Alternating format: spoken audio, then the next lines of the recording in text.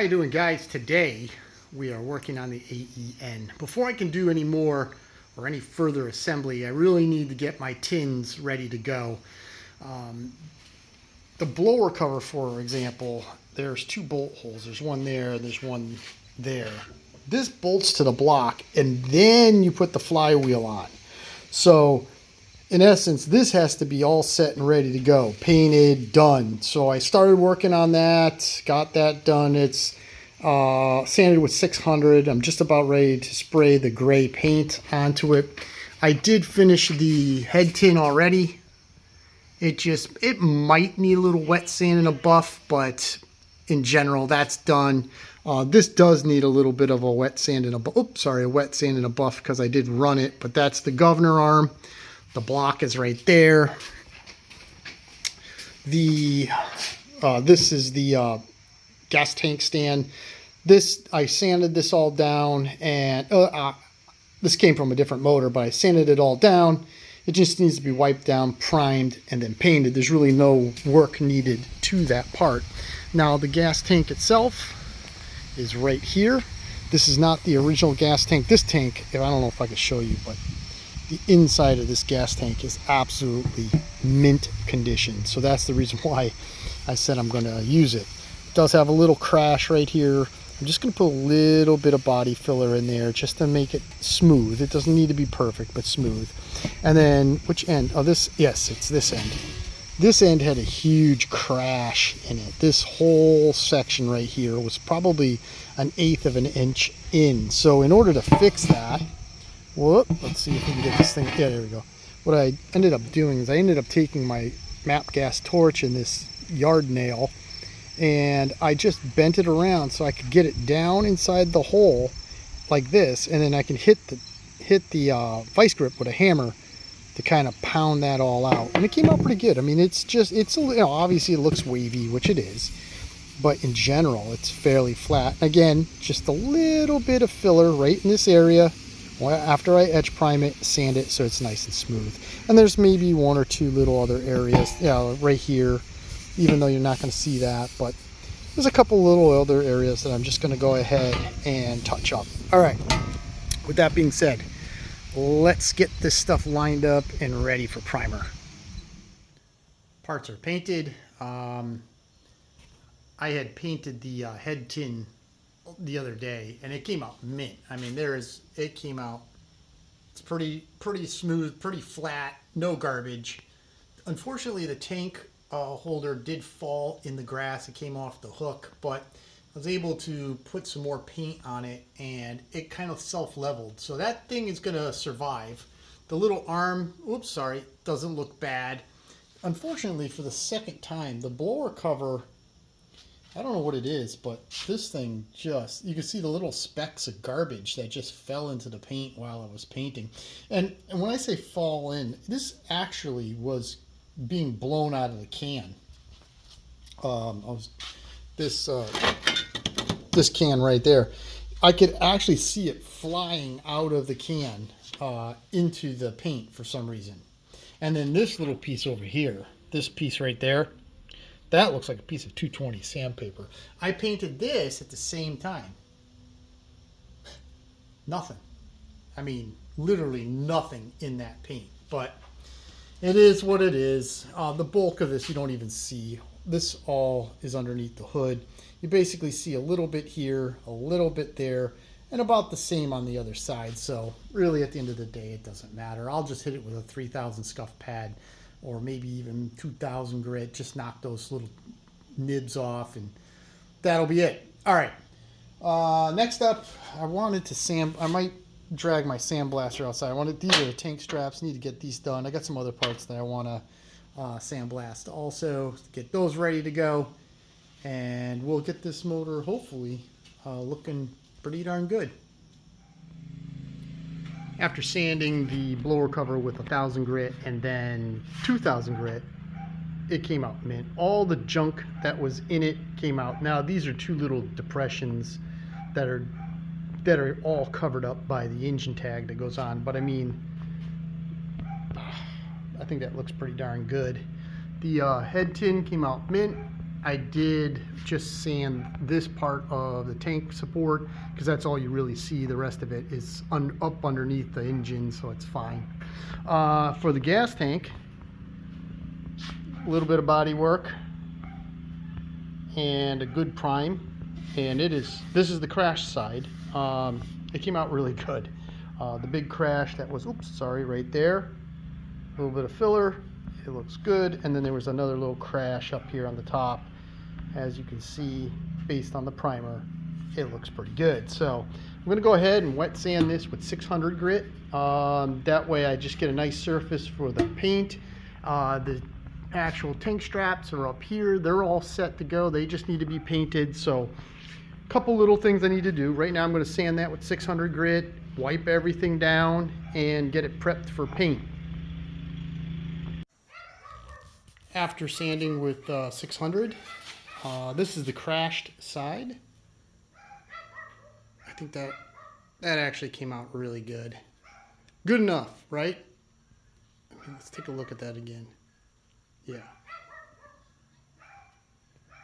Perfect. All right, moving on.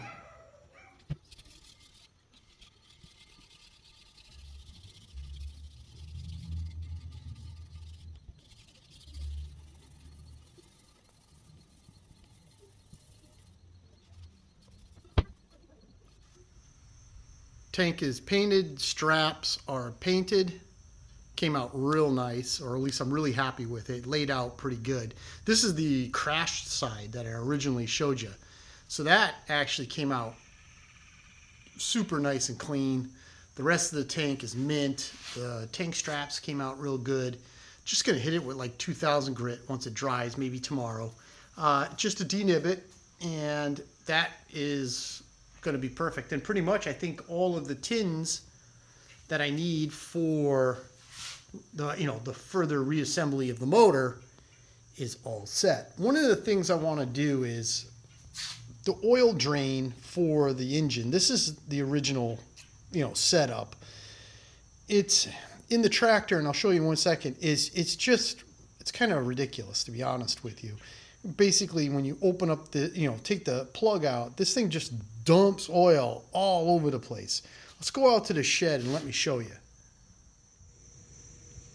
When the engine is mounted to the frame of the Senior, the engine flywheel obviously is here, and the PTO side, or the clutch flywheel, is over here.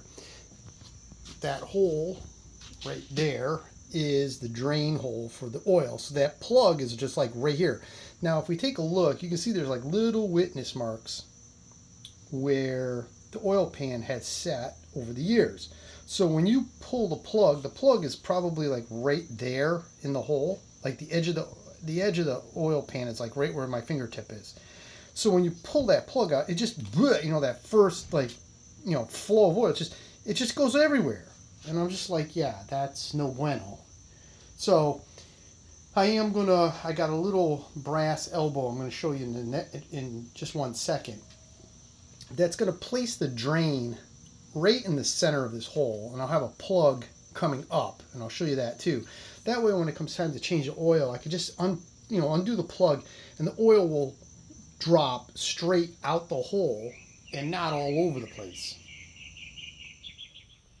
In order to line up the drain hole of the engine with the hole in the frame, I went down to the HD and I bought this brass fitting because it's nice and tight. So if I get it to go into the oil pan with my left hand, which could be difficult. Come on, don't cross thread it, just screw in. There it is.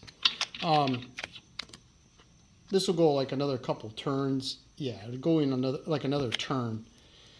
And that just puts the oil drain right where I want the hole. Now, as for a plug, I'm not going to use this plug. I'm going to use one of these plugs, which has like an Allen head in it. And that will go like this. Let's see if I can get that started. Come on. There it is. And that's what will be at the underside of the frame. So when I want to change the oil, obviously pop the plug, get an Allen wrench on a sock. I got one of those socket Allen wrenches. This will come out, the oil will drop right out of the engine, shouldn't get all over the frame, and it'll be way cleaner. The only thing I do need to do to this elbow is, if you look in there, there's a shelf. See, there's like a narrowing of the fitting itself. So I'm just going to get a drill bit and put it in the drill press, and I'm going to bore that. I'll bore that out so that way it's just nice and, you know, as smooth of a run out of the engine as possible. So let's go ahead, let's drill it. Let's see what kind of trouble we can get into.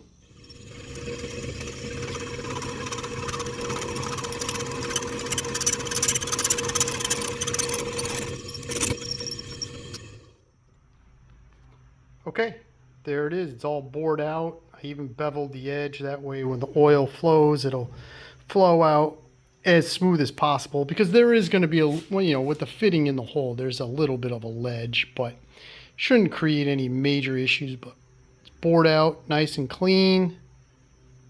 The inside looks real good. One of the things I did do, come on, there it is. Oh, just had it. There it goes. All right. Then we can put this in there just like that. One of the things I did is I did go ahead and sand the outside. I got rid of like the, you know, because this is just cast, the casted letters, and I took off the mold lines and stuff. Not that that makes a big difference, but at least it's going to be, a little bit cleaner. All right, so I'm gonna, one more turn, and that will, you know, one revolution, and that'll be perfectly tight. I might even put a little bit of sealer on that too, but all right, guys, there it is. Not a lot of exciting work, but just work that needed to be done. All the tins are pretty much ready to go. Just a little bit of sanding here and there, but we'll be able to get that all back together. All right, until the next update on this engine, which will probably be the magneto, because that's probably the next thing I really should put on. You guys, thank you very much for everything. Thank you for your viewership. Thank you for subscribing. And until we get to the next project, you have a great day.